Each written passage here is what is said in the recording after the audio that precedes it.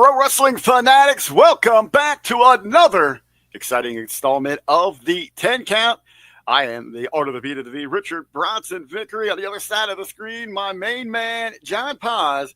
Paz, hey, trying to record this episode, we were kind of like Charlotte Flair, 0 for 3 in attempts, but hey, it was all due to the flooding here in Southwest Ohio. Man, it has been stiffer than Big E's neck, but brother, we are back. Nice. A couple of tie-ins to some of the topics today. That's good. Nice. I like that.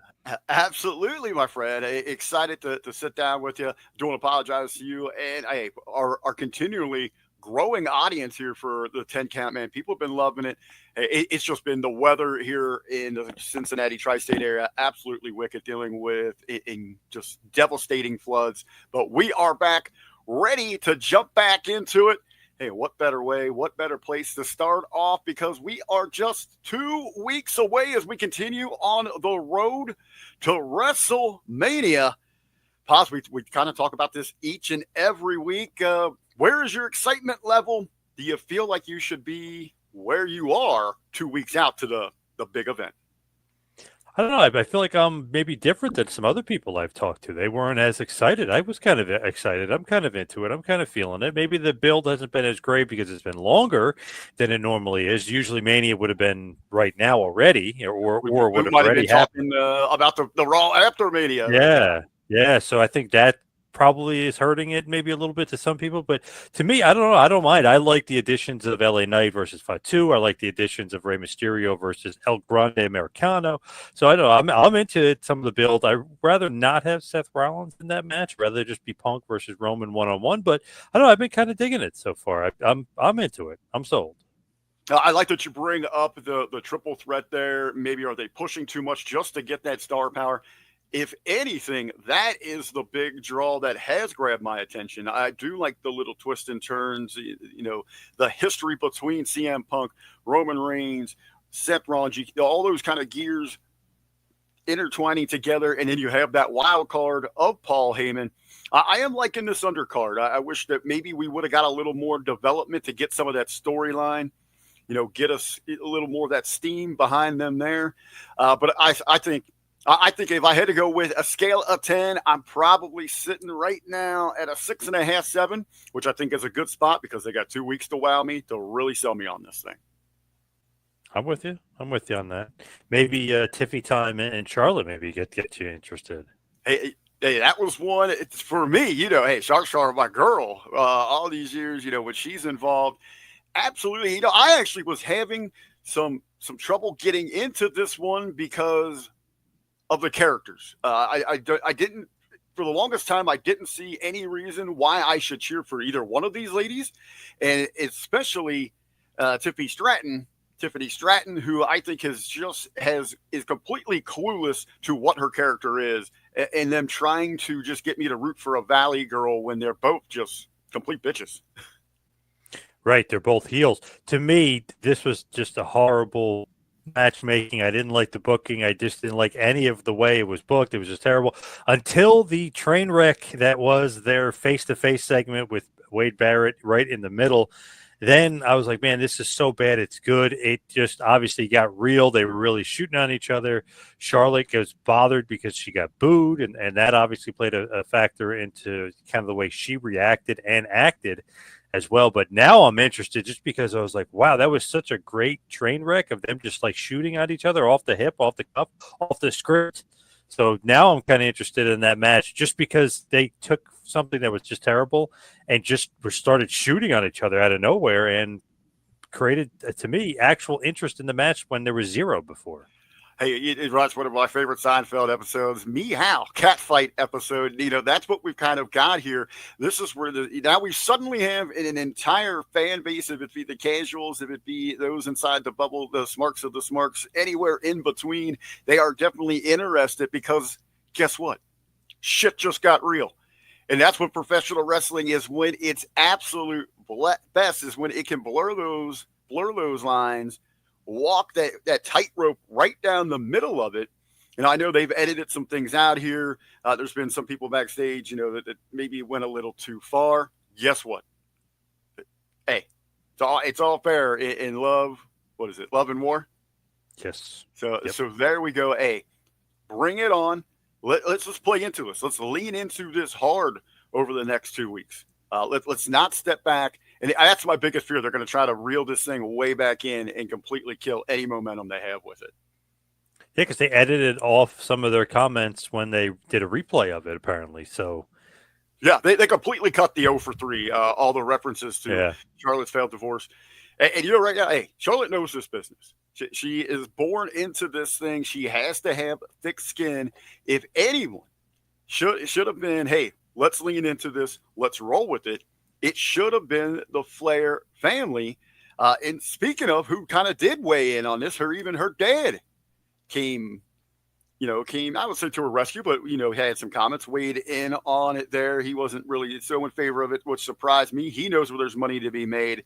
He also knows where there's potentially money to be made, and that would be maybe his involvement or at least an appearance at WrestleMania, especially around everything with the Night 2 main event with Cody defending against John Cena, who's chasing history himself. Yeah, you kind of thought there was a possibility, but he just came out and said he's technically still under an AEW contract, so he cannot be at WrestleMania. So Were he you will not surprised be. by that? I was actually really surprised because I didn't think he was still under AEW contract. And why is he still under an AEW contract? If he is under an AEW contract, how come they haven't used him? Well, the greatest, maybe most famous wrestler of all time. Why wouldn't you use him? But let's look at, what his involvement was there. He had the Woo Energy deal. They were getting advertisements there. It would have a segment, a match each and every show. That kind of just disappeared out of nowhere. And then Flair himself's last appearance over a year ago was at Revolution 2024 for the Sting retirement is the last time that we saw Flair involved at AEW. And he kind of just, not even a ride off into the sunset. He just disappears on us, and now we get news that he can't be involved at WrestleMania because of the contract. Would you like to see Flair there? Could he add anything to? Well, with the Cena thing, yeah, because it's his record that Cena's trying to break. So I think that, and then obviously the Charlotte Flair stuff too, he could add it. It just doesn't make sense that he's under AEW contract. That's just so weird. I feel like just buy him out or whatever, and he should be a WWE Legends contract for for the rest of his life. That's just crazy. Yeah, I wonder though if there would be a little bit of worry of Flair trying to make that too much about him, because he also in some other interviews was going back to technically I'm a 21-time champion, throwing all the asterisks out there. He's going to fight that till the day he dies, and trying to stop or halt WWE from rewriting that history. Paz, you had mentioned some editing in the Tiffany Stratton and the Charlotte Flair confrontation on SmackDown. Some more editing this past week from WWE. It appears that they have edited some comments from a special guest that they had when Kill Tony. He was on Raw, the roast comedian extraordinaire, kind of ruffling some feathers amongst the fans of WWE with his appearance and some of his comments, especially the one directed towards Big E, that has been edited, where Tony had mentioned that Michael Cole was stiffer than Big E's neck. What'd you think about Kill Tony's appearance on Raw? I like him. He's funny. I've seen roast with him. I've seen the Trump stuff with him. And obviously the Puerto Rican joke, all that other stuff. None of that bothers me. I just I think that he's funny. Just on Raw, he just wasn't good. Out of place. Out of character, I guess you could say. The Big E joke was, it is what it is. And Big E, they even got Big E to comment on it. And he kind of didn't even sell it. You know what I mean? He didn't one way or another. He kind of didn't care one way or another, which is good, on him. But to me, terrible joke, not even funny at all. And not even that I'm offended. It just wasn't even funny. It was stupid. Well, you go back. The joke itself, when I heard it before it got edited out there, I chuckled a little bit there. But you have to know what Tony and what that product is all about. Yeah. Just before we hit record here, I was watching the new special on Netflix. And just as they do for every show, every product that they put out there, they let you know. It's just not a warning that you might be offended. You will be offended. There is nothing PC about their programming, about the product they put out. I am a huge fan.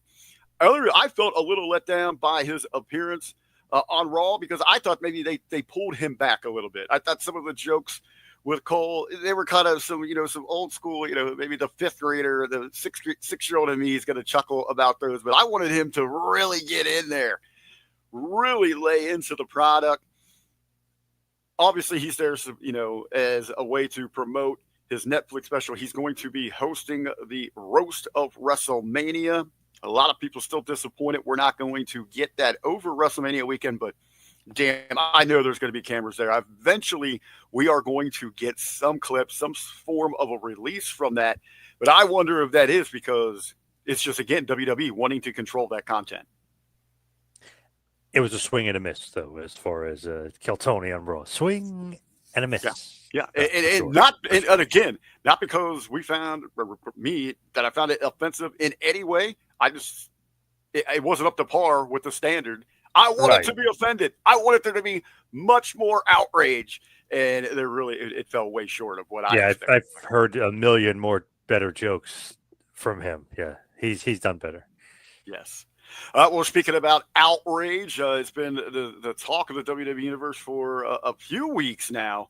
Wanted to get your thoughts here, Paz.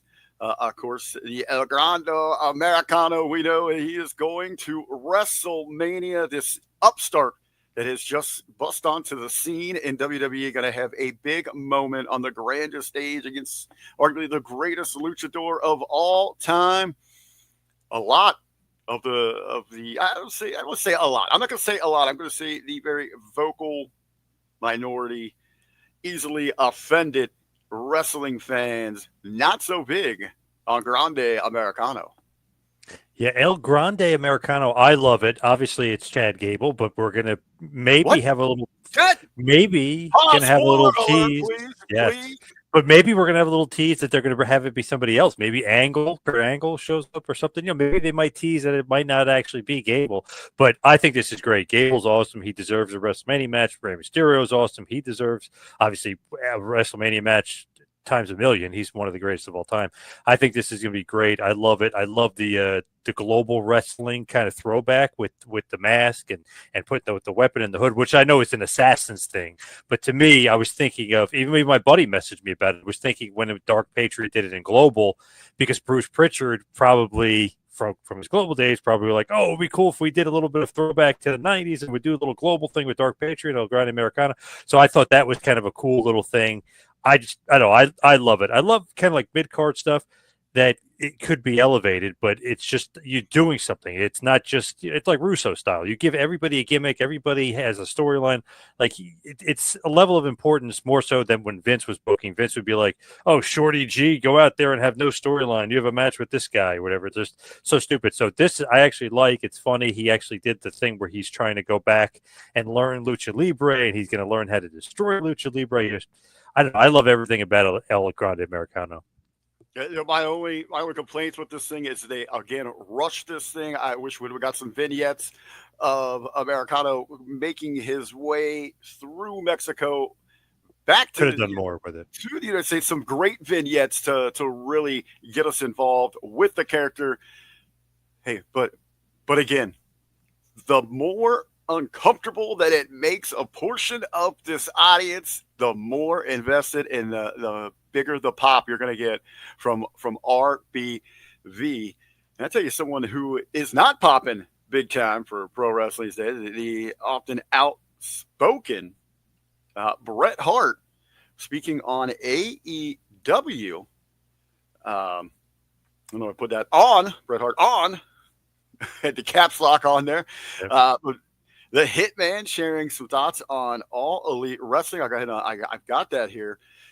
Hart says, I find that, especially AEW, that I find that they're mostly actors trying to pretend to be wrestlers, and they ought to get on with the real wrestling and just quit acting so much.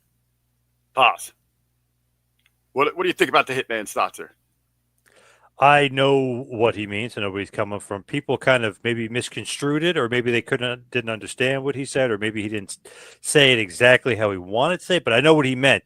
The guys today almost seem like they're cosplaying wrestlers, and I know some of the guys in AEW, it kind of seems that way. Like it doesn't really seem like it's a legit contest. It just seems like they're kind of going through the motions or just rehearsing like a scene or whatever. So I know what he means. He doesn't necessarily mean like acting like Kirk Douglas style. You know what I mean? He just means like they're not really wrestlers like a Kurt Hennig or a Bret Hart, Dynamite Kid, those gritty guys where it just seemed like it was a contest or a Vader or a Foley, where it just seems like it's a real contest, where it seems like it's a match. It just seems like AEW has some guys that are just cosplaying wrestling, almost doing a routine together instead of it making it look like an actual wrestling contest, a la who he put over big time Roman Reigns, who it always seems like he goes above and beyond and he's working hard. He's doing these great old school type matches, and it doesn't necessarily look like it's completely rehearsed. Well, and again, I think you just got to piggyback on what you were saying there. What Bret is talking about is a true, that disbelief. To be able to buy into what you're seeing as an actual combat contest and telling that using that physicality to tell that story to get those characters over instead of that floor routine. And a lot of it here with AEW, if this is acting, this is straight to DVD acting. I mean, I could have even let it slide if we're getting blockbusters, if these were award-winning performances, but this is straight to DVD. It's like those awesome Hogan movies. Remember in the 90s in TNT? He's going to the mountain or whatever. Those hey, awesome also, in that same interview, your boy Bret taking a shot at your main man Hogan, saying that yes. they emulate him more than the Hawkster. So hey, in the same breath, is Bret shooting himself in the foot there, saying, hey, these kids are trying to emulate him, but then he's saying they're not getting it. Right. True. Salt on Devil's Island, by the way, is what I meant to say for the Hogan movie. But yeah, that's interesting. He had some interesting things to say about the Hulkster. There you go. Well, old school versus new school. I'm going to leave the Bret thing there, but the old school versus new school. I'll let you kind of lay this one out. There's a lot of pieces to this puzzle. Of course, we are talking Swerve Strickland. He's catching some of that Harlem Heat there, Paz. I kind of just don't understand. I thought they kind of squashed the beef, and then Swerve at the pay-per-view, after all that stuff that was said between them, he's like, F Booker T, and then he went back at Booker T again, but I thought they had squashed the beef. I guess they didn't squash it at all. Well, yeah. So go back, Paz, kind of lay the groundwork of how we got to the Dynasty cheap shot. Well, I honestly was trying to like figure out like what was like the starting point of it, because I know that they had the conversation. They were talking a lot about like racism and different things like that, but I don't know what the actual like initial starting point was. Basically, what you've had here is I don't know, a generational kind of fault in conversation where I guess Booker T had taken some issues with some things Swerve was doing PR wise and how he was representing. Being a strong African American male in a professional wrestling industry, and Swerve took a little offense to that, shot back and pointed out some of the things that Booker T allowed to happen to him over the years. If it would be booking decisions, or even the infamous scene where Vince McMahon drops the N-bomb, and that Booker did nothing to really stick up for their culture. So all that, so the back and forth. They had some things out there. And then at Dynasty going off, Swerve is addressing the audience, thinking to kind of send the crowd home happy after maybe, a questionable finish there that the fans were upset over. Whose house? Swerve's house. And then he just, oh, by the way, F Booker T to get that cheap pop out of him. So we come right back to it. I'm interested, even seeing these two going back and forth at it, obviously working for two different companies. Kind of hard to get a big payoff of this thing. Love to see these guys come together to try to elevate, professional wrestling for every minority, or teach a lesson to all the fans about how to get along here. I feel like, I don't know, Swerve maybe talking out of turn a little bit here. You got to respect the elders, respect the guys that came before you. I'm not a big fan of kind of disrespecting that. And how does he know what Booker T said behind the scenes to Vince? Is like, cut that out, or, don't say that, or, how does he know? I'm sure he didn't know ahead of time Vince was going to say whatever, because Vince kind of just does whatever the hell he wants to do. And I doubt there's a production meeting where Vince tells Booker T exactly what he's going to say. It's just not how it kind of rolls sometimes with Vince. I can't see him putting that in the script either. You know what I mean? So you, you just don't know. But knowing Booker the way we know Booker, he kind of can stand up for himself. You know what I mean? Kicking Batista's ass, and I Batista was ain't going to no say, small guy. You know what I maybe it's a mean? good thing that they are in two different companies right now, because I think Swerve would be catching some hands still from Booker T. And like the Steiner brothers, right? Like two of the toughest guys ever. They said like, don't mess with Booker T and Stevie Ray. Like they're talking to, and so many guys have mentioned. Conan has mentioned. So many guys have mentioned how tough Booker T is. Swerve, I haven't heard anything good or bad, whether he's tough or not. But it just seems like I don't know if that's the kind of tree you want to go barking up. You know what I mean? One of the toughest guys in the biz that beat up a guy literally 3 times your size like he was nothing. So I mean, that might not be the right guy to kind of say that to.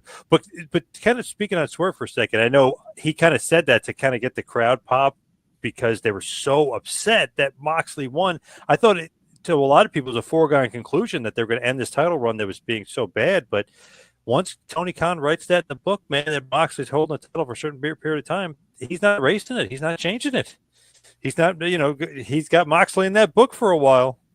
He absolutely does. I do have that down for our next record to kind of compare the reigns, no pun intended there, of John Moxley and Roman Reigns. I did want to talk to you. So a little teaser for an upcoming episode to stick with us. Yes, and that's funny. I sent you that. I forget who the hell said it, but I sent you that little clip.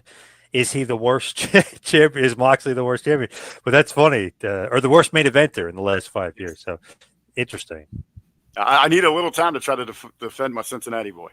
I know. I was going to say, people that want to argue that we're not going to argue that one, I guarantee we will argue. I can guarantee that. You'll see some time to prepare for a defense. Yes. Okay, so that's why we pushed that court date out. The defense needed a little more extra time to get some evidence together. But on this one, you're going to take Swerve, and I'm going to take Booker T for this one. Now I'll go with Booker T. I'm old school, baby. So the young dog. I love Swerve. I think he is a huge, bright future. If anything, I think this is more of a reason that he needs some guidance from Booker T to truly learn from what Booker T experienced, the things that he went through when. And I'm not saying that it doesn't exist today, but there was a much deeper, trench. For racism.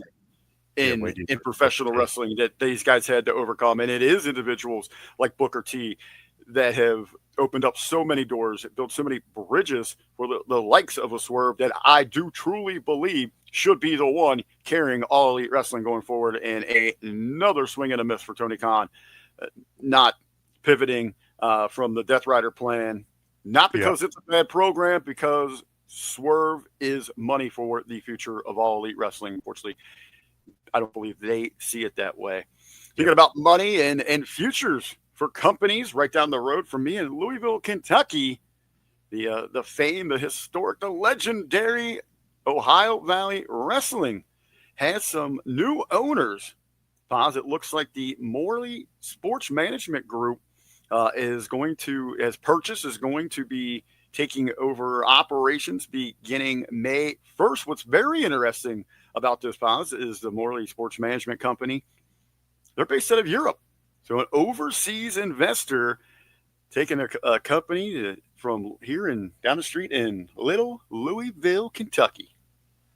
Interesting. This is the third time, right? The third sale within the last couple of years after Al Snow purchased him from Danny Davis. So kind of interesting to see what's on track for OVW. More shows, because they this past year after Wrestlers on Netflix. Obviously, WWE saw that. Yeah, right, huge stake. But obviously, WWE kind of took that success and got Raw on Netflix. So that kind of outlet kind of helped WWE. But still, I mean, that was great.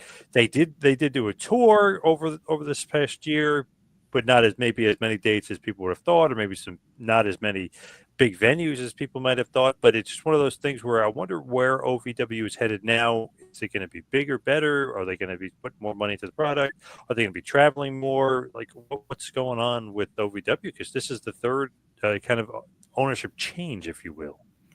Absolutely. I think what's big about this, though, for the company, as you said, it is in independent wrestling, it is a struggle to produce a profit. But I think, there is good signs that somebody, as you said, it has been a quick change of the at the top of the chain there of ownership, but at least individuals are willing to step up and continue to invest.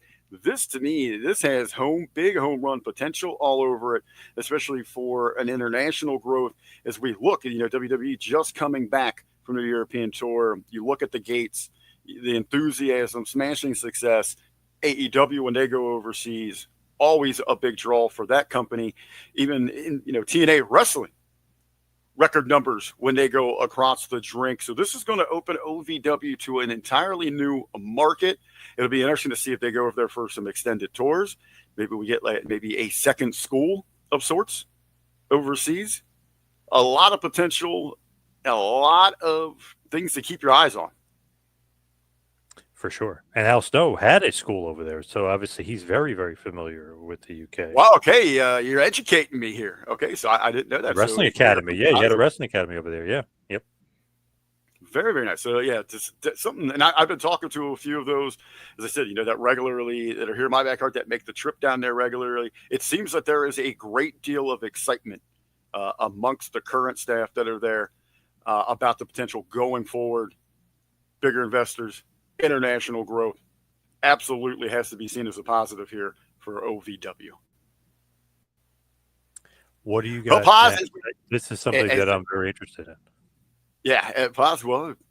Interested in. This is always a hot topic amongst professional wrestling fans, especially when we get close to WrestleMania, and it kind of going on with our theme as we get built towards the showcase of the Immortals. We're looking at great involvements in WrestleMania history. We've talked matches. We've talked the entrances. We've done a few other things there. How about this one? It's, again, always a great debate, but celebrities at WrestleMania. Paz, who do you got for the best celebrity involvement or appearance at a WrestleMania? There's a lot of them, and I think there's a lot of good ones, but I stuck to two that I was thinking of that really stuck out first that I thought were the best. Mr. T, obviously WrestleMania 1 and WrestleMania 2, but I got to go Mr. T because main event, first ever WrestleMania, you have to hit a home run, you have to hit out of the park. Teamed up with the Hulk Hogan versus Piper and Orndorff. I mean, Madison Square Garden, huge. Set the stage for, the crossover appeal that they were looking for at the time. One of the biggest stars in television on the film, teaming up with the biggest name of professional wrestling at this brand new, amazing event that they put together. And then kind of 1A, 1B, if you will. This would be the second one. Mike Tyson, WrestleMania 14.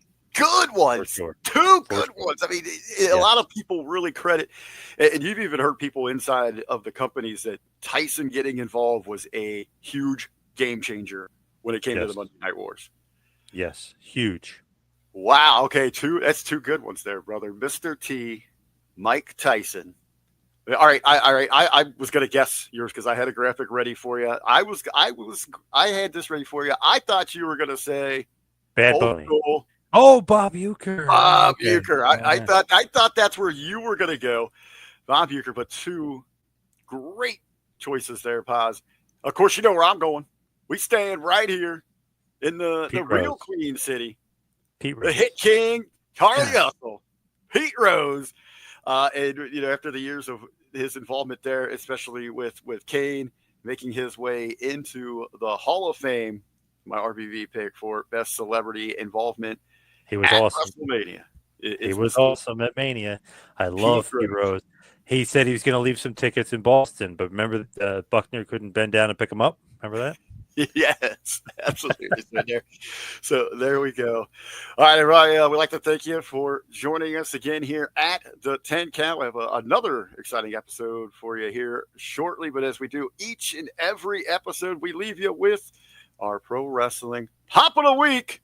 Hey, and this one, don't be hating on me. To my queen out there, I let Paz pick this week. So this is what you get, a little stat comparison. Charlotte Flair and Andrade's marriage lasted 888 days. Roman Reigns, WWE Undisputed title reign lasted, I can't even see the damn number there, but you get it. 1316. How about that right there? Damn, Paz, you are a heartless bastard. Char Char, I love you. I still love you, Charlotte.